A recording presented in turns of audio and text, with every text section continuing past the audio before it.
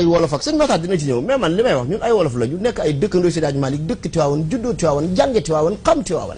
Tiwaawan ay wolof fa dëkk ay kajoor fa dëkk Seydi Hadji Malick nekk ak ñoom teg leen ci raay bi ba ñu gën a baax ñépp kooku du xas ñooñu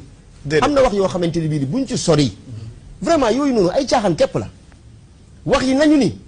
mais bu et puis wax dafa am contexte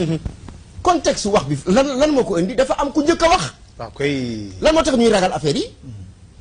dafa am ku njëkk a wax waaw dal ci ancien président de la République du Sénégal wax ci waxam tudd waaso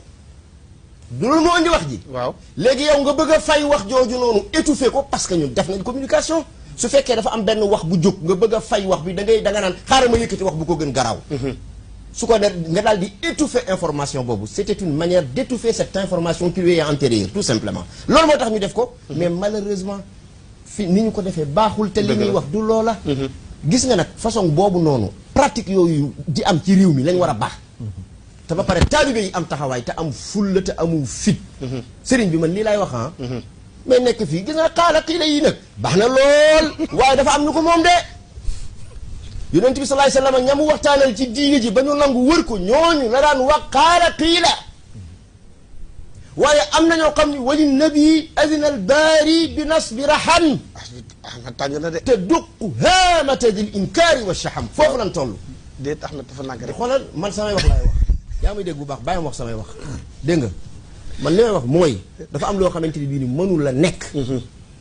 bu fekkente ni bii ni xamuñu kan mooy Seydi Hadji Malick ak li mu def ci réew mi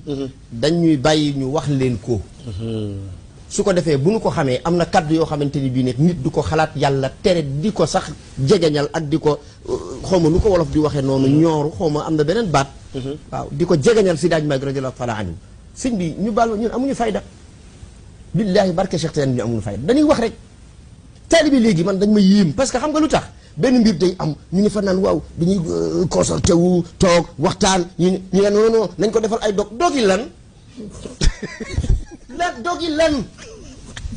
non mais yëf yi am ay may ma dog lu ñuy def ay dog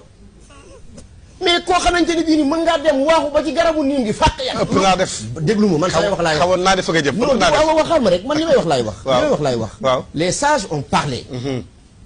il faut me laisser parler d'accord ñii ce sont des sages